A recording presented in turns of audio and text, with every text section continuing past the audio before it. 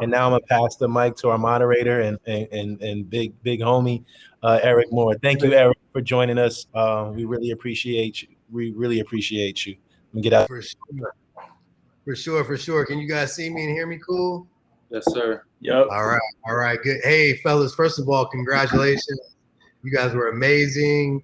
All of you, Honorable, Perry, and I had a little bit of background with Perry, so I've seen you present before, and you were as amazing as you always have been. And Ronald III, you were great too. And I don't know if you know this, but do you know this? Or something, right? No, I didn't go to high school with your dad. Oh, like you knew him, I mean, yeah. Yeah, since we were born on the same exact day at the same exact hospital, and our parents went to college together. Crazy. Wow. That's a small world. So yeah.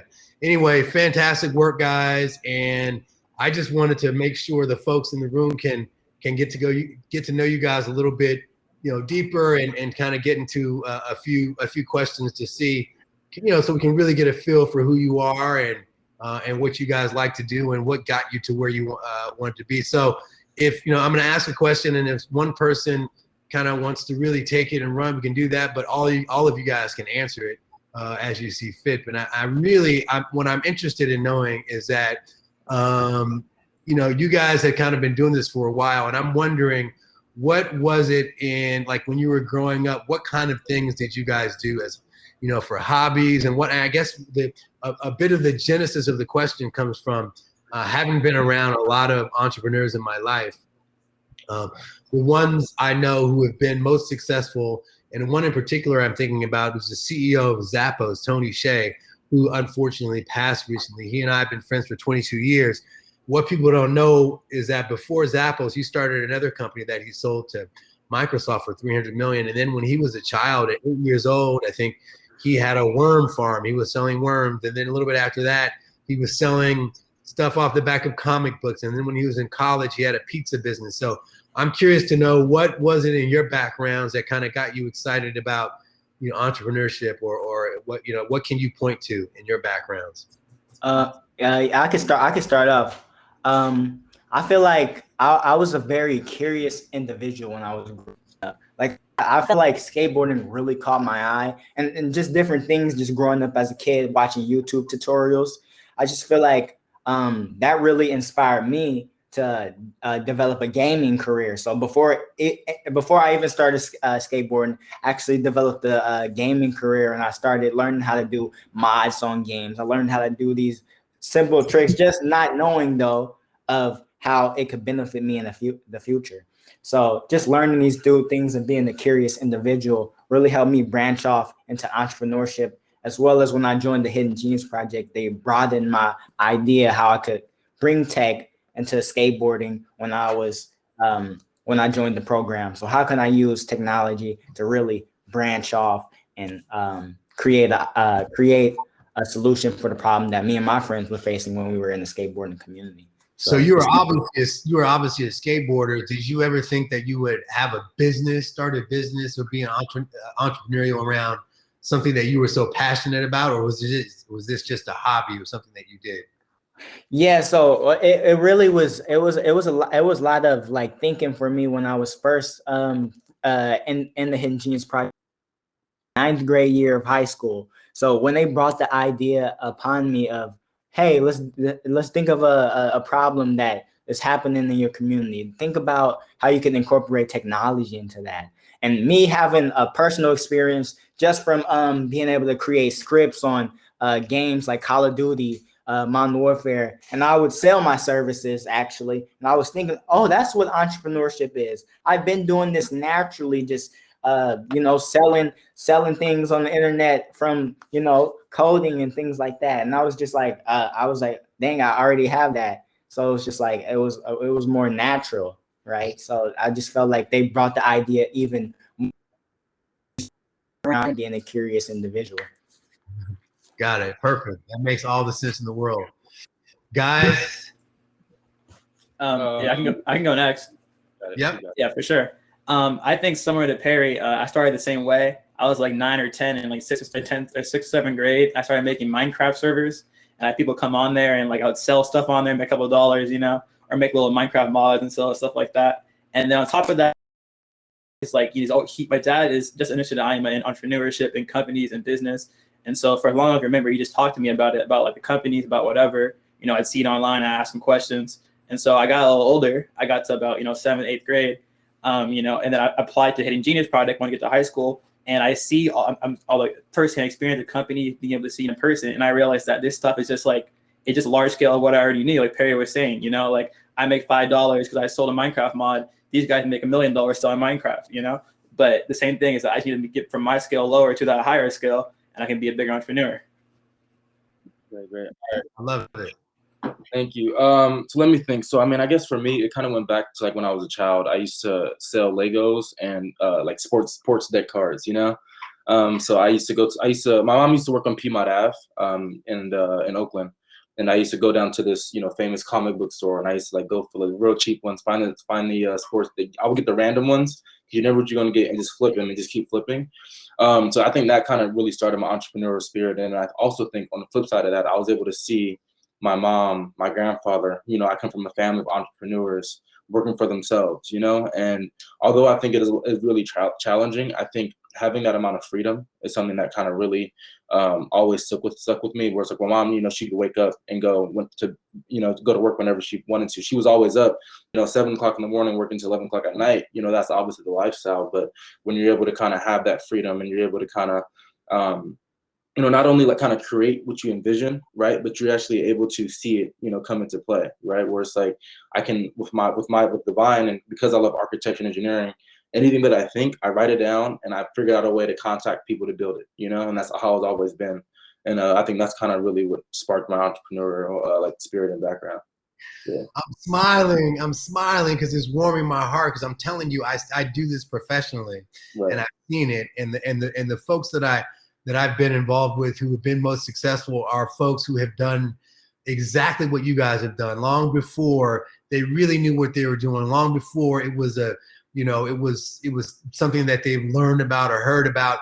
They were doing things. It was in their DNA to build something, to do something from scratch, to be an entrepreneur, to be a creator. And all you guys encompass all of that. And it is warming my heart because I cannot wait to see where you guys end up. This is just the first of many, and I'm excited about what it's showing me and the characteristics that you guys are portraying now, and what that's going to end up being.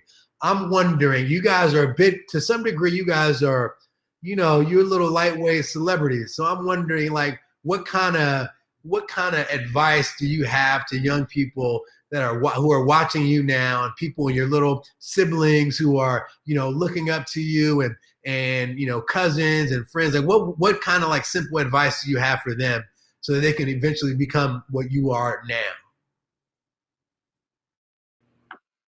I can. No, go. All right. Just because somebody just asked me that like last night, actually. My cousin, who's actually, hopefully she's going to come join me here at USD, and she's also into entrepreneurship as well. I guess like my main thing is you got to find who you look up to and who you believe in, right? Like, who are your mentors, and what I've noticed, at least for me, would be like Elon Musk, Kanye, just people like that. They pretty much laid out a pretty straightforward blueprint, and how to have ownership over like what you do, So I would tell, certain people where it's like, if you have a vision and you have a dream, then figure out the best way to get there. And like, I would say, don't really let, anybody, really try to stop you from that. Like, I had people tell me about my company, like, and I'm not even like super big yet. People have already told me like, oh, this won't work, right? But I also had 20 people who are day laborers who are also general contractors. So this will work, So I think don't let anybody kind of tell me that like, it won't work, because, it's obviously there and people have been trying it. That was good, man. I think to go into my answer, I think what I would say is honestly two things. First is, don't be afraid to use your help. You got to ask your friends, ask your uncles, ask your cousins, ask everybody around you. People in general want to help you out. So don't be afraid to ask. A closed mouth never gets fed. And also, if you want to be an entrepreneur in particular, the word no, you're going to hear that a lot. Like Honorebel was just saying, you get told it won't work. And so when you hear that no, don't like take it as a no. Understand it's a no, obviously. But go home that night and think, why is it a no? What is the issue that makes them say no? I want to give me this money. Why won't they like this idea? And so on. And from there, you can get so many new ideas from not just taking in what people tell you in the positive, but also they take you in from the negative. So you got to hear everything and hear all the undertones in it to really take advantage of what people tell you, to take advantage of the information you can get. I love it. I love it. You guys, man, I'm so energized. So okay. So here's a question I have for you, and I know what the answer is for Perry, because I remember, Perry, when you came to my office years ago, and you talked to us with your partners about what you were doing, and I saw something in you. I'm wondering if you guys can each give me an idea about your time at Hidden Genius, how it's changed you, how it's changed who you are. I saw you grow in that short amount of time, Perry, and I'm wondering if you guys can articulate what Hidden Genius means to you and how it's changed you in the time that you've spent with them.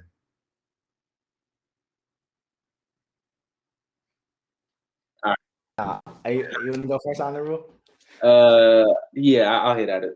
So a little background. So I started Hidden Genius in the summer of 8th grade, going into high school, right? And I actually went to a college prep boarding school in Pebble Beach, which is not Oakland. It was multi-million-dollar homes. I was the only black man in my class, and I would often come back, during like some of the breaks and kind of visit some of the brothers. And I noticed that the brotherhood always stayed, And I've also done other camps that were for black men, but sometimes it's just kind of like where there's certain camps that you do that may say that they're going to be for black men, but the moment you kind of have some type of innovative idea, they shut you down. Like this doesn't fit into our line. This isn't what you're trying to do. Versus I think Hidden Genius really allowed us to have that freedom, and the Hidden Genius Project has also kind of allowed us to, showcase our skills and just kind of like we're able to mentor us and give us advice, but they never really said you should do X, Y, and Z. They said, well, you should be open to the opportunity to do X, Y, and Z, and here goes the logic and the steps that followed. Add on to that as well, like the Hidden Genius Project really changed my life. It just opened my eyes to things, and just I feel like I try to find, as I gotten older, I try to find like philosophies to live by, not like too many, but just try to learn what I want to accomplish, and just setting out that vision. That's what the Hidden Genius Project brought to me. Really like the perception, the mindset, and as well as if there's a will, there's a way. Like finding strategies to really bring your business to life, and really just as well as building on what Honorebel was saying, just finding people to look up to. And the Hidden Genius Project have like staff that I look up to, and I'm like, okay, I'm like that's empowering to me, and my vision and what I want to bring to life. So I just try to figure out who I want to look up to, and really have a set plan on what I want to accomplish. And I think I got to that is I like also what Honorebel was saying going to Pebble Beach. I went to high school in Clayton Valley. Clayton is a very predominantly white city, high earning. My school was full of a lot of white people. It was very low black percentage. And like going to school there, growing up and stuff, there's a lot of times that there's a culture mismatch. Sometimes I'll say a slang, I'll say a word, people won't understand it. They'll play some music, I won't like it, kind of situation. And that's just kind of how I live my life. That's how I just thought it would be. Like one time I remember I said the word trifling, and I got looked at in the most confused faces I've ever seen. Like no one knew what I was saying. Like I was crazy. And then I came to Hidden Genius, and I come to Hidden Genius, and I can just be myself. I don't need to worry about people. I don't need to worry about a mismatch. I don't need to worry about making loss of translation. I don't need to worry about. I don't need to worry about anything. I can just be myself. And I think that freedom is what every black person, every minority, really in our country needs. You'll have that group of people that they can just be themselves with. And I think that's what Hidden Genius really gave me. Great, right on. Can you guys talk to me a little bit about, like, you're starting these companies and you've got these great projects that you're working on, and you guys are entrepreneurs and you made it. And I think to the outside, people are looking at you like, man, these cats, they've made it. They're there. They've succeeded. And they think it's easy and it's kind of hot and sexy and cool to be this entrepreneur and all that. Can you talk to me a little bit about what, like, the part that people don't see? What's so hard about it? what can you point to? What can you talk about that was the really difficult part that you really had to persevere and get through in order to make it where you are now? The part that's a little less sexy, the part that's a little, the part, kind of how the sausage is made, so to speak. Oh, it's been easy. Oh, yeah. Okay. I got you. Okay. It's just been hella easy. Yeah, I just feel like everybody goes through the negatives and the positive in business. But as far as being an entrepreneurship, and I would say it definitely is times where you want to give up and things like that. I really try to stay optimistic, but not too optimistic where your goals is unrealistic, right? But I always set high standards for yourself and really push through those dark times that you may have, because there's different things that people go through, and yeah, being level-headed and just thinking like you could get through this no matter what, and staying positive. I just feel like that was a key thing, that is just staying positive even through the times, and even communicating to people, talking to people about your business really helps as well, like branching off people, learning different things and how to operate and move forward with your business. Never be scared to ask for things, because I felt where I was at my darkest place, I just felt like not talking to anybody about it. But as soon as I started opening up, I'm like, oh, not that bad. But yeah. Yeah, and I'd say going along with that, like I finished I added the last words to my pitch halfway through James' pitch, which is the one before mine. It's not that I came unprepared. It's that I have an idea, and then I'll think, wait, but it can be better if I do this. It can be better if I can do this. And I'm surrounded by all these smart brothers, Honorable, Perry, James, everybody, Malik. I'm surrounded by these smart brothers. I'm thinking, oh, it's a good idea. I should work with that. I should add that. I should do this. I should do that. And I just think, and I think a good entrepreneur is an overthinker. You got to think through it, and you got to think through it again, and then you got to think through it again. And that just like all that thinking, it happened to all of us, I think, at one part during this process. You just get lost in it. You get one point and you get so focused on it, you're not focused on anything else. And I think what has really helped me on this process in particular was being able to allocate my time in different places and being able to say, okay, right here, I'm struggling. I'm gonna put it on pause and go somewhere else, instead of what I would normally do is spending all my time on that thing trying to figure it out. So especially things like that, a lot of the time management and just the way that you think and the way that you manage yourself and the way you manage your development, it's definitely really hard.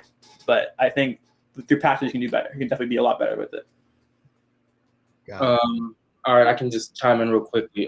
So it was kind of one of those things where it's like people look at entrepreneurs and like the big companies and they say, oh, like they're so successful. Well, if you look at the numbers, just look at, if you just brought the numbers up to someone, it's like 95% of people fail. They're entrepreneurs in the first 5 years, right?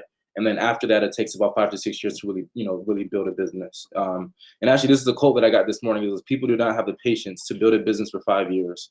And that was like, part of the quotes. And I find that I'm relatively patient. And, entrepreneurship is kind of like playing sports. I played high school basketball, and I feel like every child wanted to play in the NBA at one point, so I just kind of figured that, well, if I'm not making the league, then I'll choose something, even that has even a smaller chance of being successful, right? So I think just being patient, and I think just kind of understanding like why you're in it, I think that definitely keeps you going. And like I said, like I enjoy building, I like architecture, so building is kind of like in my nature. So anything that kind of aligns with that, then I want to keep going if I have a passion for it. Got it. Let me ask you guys a little bit off topic, but I'm curious to know what your thoughts are around wealth and wealth creation. What do you guys think about that? Is it something that is motivating you to do this, or is that a secondary thing and that you're working in your passion, in what you really care about, and you're doing what you love and the money will flow? Or is it like, I'm doing this because I want to get the bag now and kill it kind of thing? To answer that, I think, okay, the idea, okay, I'm sorry, I'll forget this again. I think that I'm doing this process, and I want to be an entrepreneur. I want to be a successful entrepreneur. And to be successful as an entrepreneur is to make a lot of money, is to be very successful, I guess, in definition. But if I were to have I wouldn't want a lot of money by myself. You know, I want a lot of money with a family where I can know that I can get passed down through the generations. I know that my kids, you know, their kids won't need to worry about things that a lot of people have to worry about right now because, you know, the lack of wealth and inequality, all the money, all the poverty issues going on in the Black community. And so I think, sorry, it's kind of a tough question, but to answer it, I think I'm doing this to be able to know that I can succeed and take care of myself and whoever I need to take care of. And I think that's really being successful itself, to be able to take care of anybody who needs it. Got it. I got the answer. Oh, you got it? All right. Talk to me. I got the answer. For me personally, I feel like money, right? When I'm thinking about money, I'm like, money, right? It fulfills everything that you would want in your life, right? And I got to a point where, okay, there's money in here, there's money in the entrepreneurship space, but is it really fulfilling your purpose and your vision of what you want to accomplish, right? So me, when I'm thinking about my business and money, I want to be able to fulfill my vision with have the support to actually accomplish that, right? So I feel like having that vision and purpose and actually feel like what you want to do in business is really critical to your purpose and what you want to accomplish. So I feel like if you have a purpose towards money, because money's out here, but it's the way that you see it and the way that you push your vision towards. This is not what all the money is about. It's about getting your vision out there, supporting people, and being able to, you know, accomplish the things that you want to do in your space or whatever business that you want to do. So great. All right. So when you asked about generational wealth, I mean, I feel like I'm really big on data, right? So if you just look at the top companies, they're all like, you know, generational wealth, or even like last names, or however you want to put it, right? So the word Gates, right? We all know what that associates with Gucci, Louis Vuitton, not necessarily companies that I personally like would say I support, but essentially creating and instilling that same foundation. Where it's like if people hear, you know, Baldwin or Irving, right? Or, you know, even more, you want to have that name, that brand be associated with you if that's what you built, you know? So I think ultimately just trying to figure out a way to, you know, do it ethically is obviously going to be a big question, but I also feel like I'm a pretty good job like allocating resources and allocating capital really well. So, if I was able to, raise some money, start a business and allocate the money to actually make more money, create jobs, that's kind of where I would come into play. Everybody eats type of thing, or everybody has a seat at the table. Got it.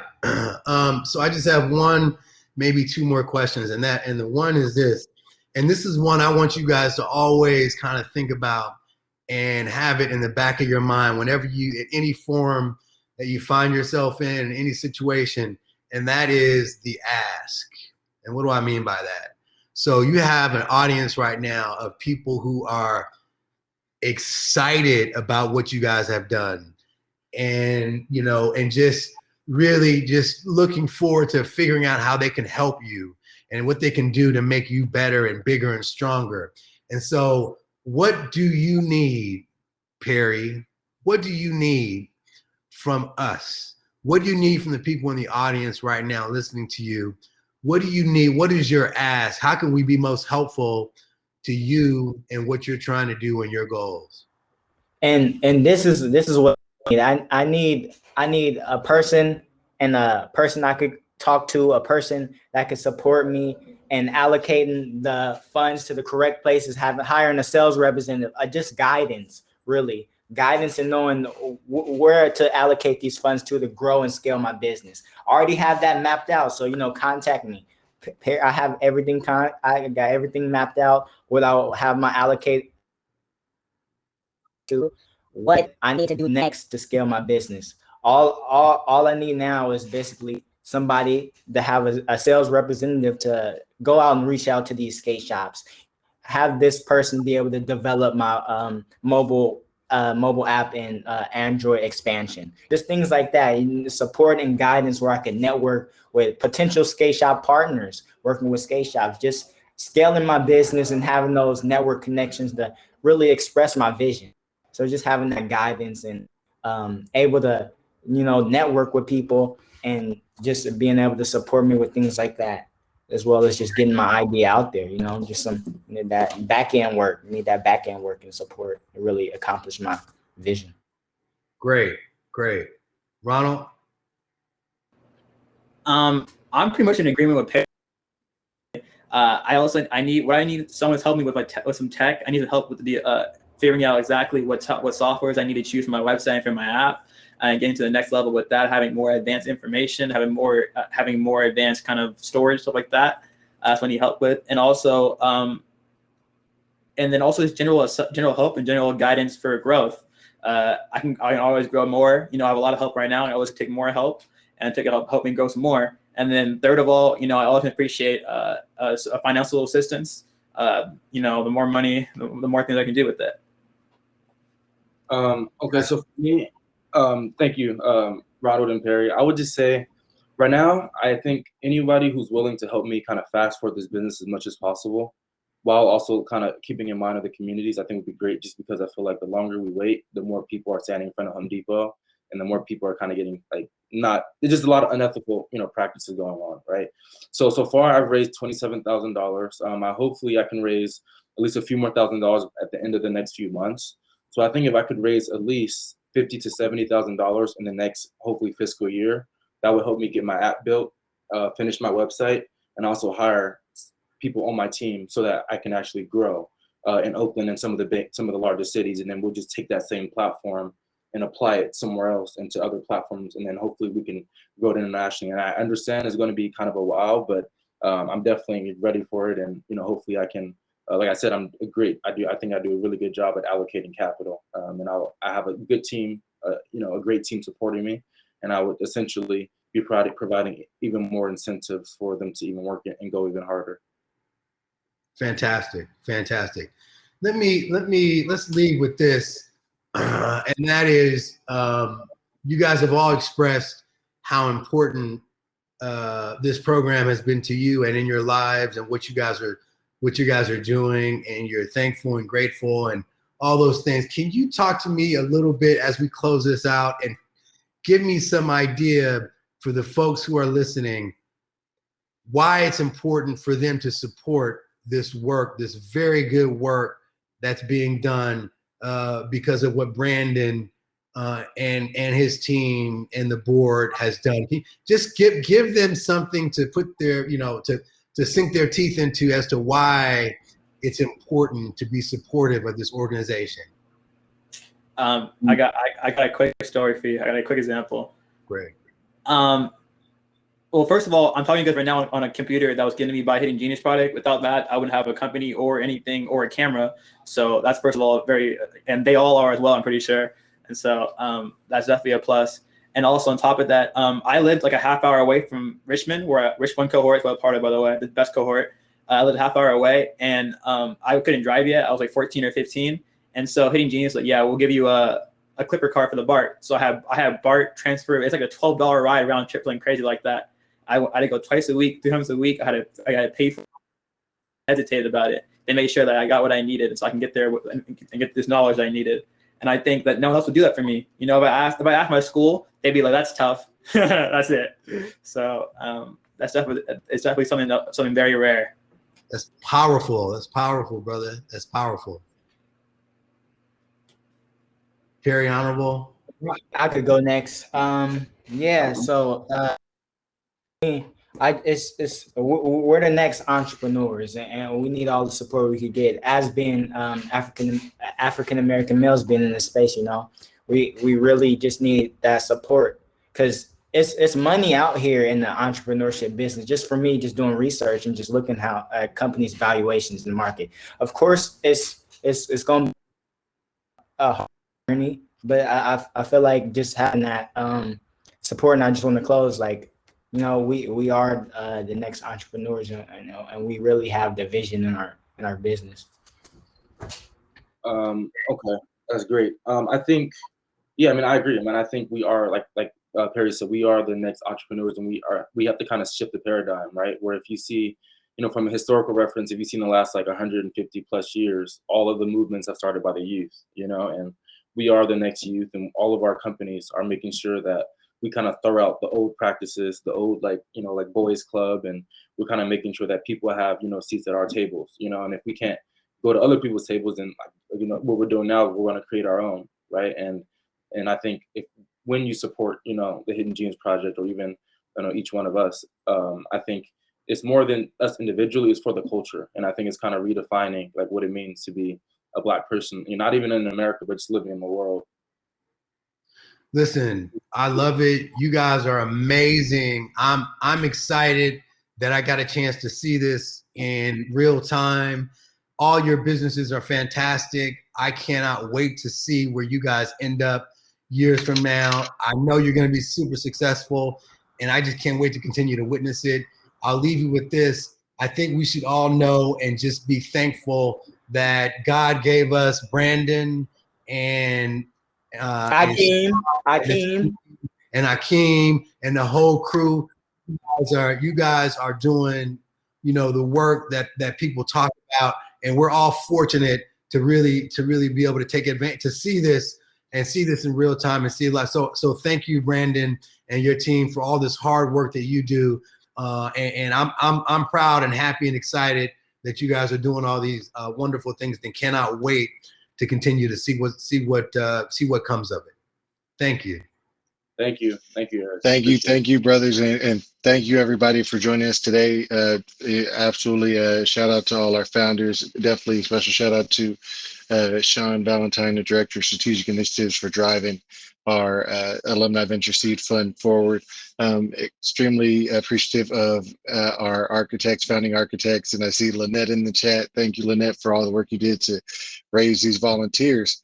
All the people you see on the picture came through training with Lynette and Kyron Loggins and Paris Irving, among others. And thank you, of course, to the Jacksons, Capital G, Salesforce Ventures, and of course, Big Joey, Zach Singleton out in Toronto now. But of course, thank you to the folks then who made it possible for us to provide the founder stipends at $25K a rip. So Plug and Play Ventures, PACE, of course, the PACE Foundation, Human Capital, Norris Venture Partners, Sequoia Capital, Base Ventures, extremely appreciative for all your support. Can't do it without you all. And again, for those of you who know us well, or for those of you who've just met us, really encourage you all to stay in touch. Please, follow our newsletters, follow us on our social. And again, if you've had, an up and down year, an up and down week, hopefully this helped you get back to up. And if you got back to up, let's stay up.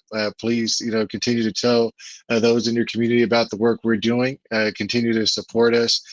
We are on a big mission for sure, trying to reach as many young people as we can in as many places as we can. So, if you want to donate, support, shift institutional dollars our way, we need them. We'll put them to good use. These are not the best 5 guys we got. They're just the first 5 we could find. So we've raised a bunch more. We're extremely excited to introduce you to them. We appreciate you all. But have a great evening. Thank you again for joining us, and take care. Be safe out there. Thank you, Brandon. Appreciate it. Thank you all. We love you guys. We're proud of you.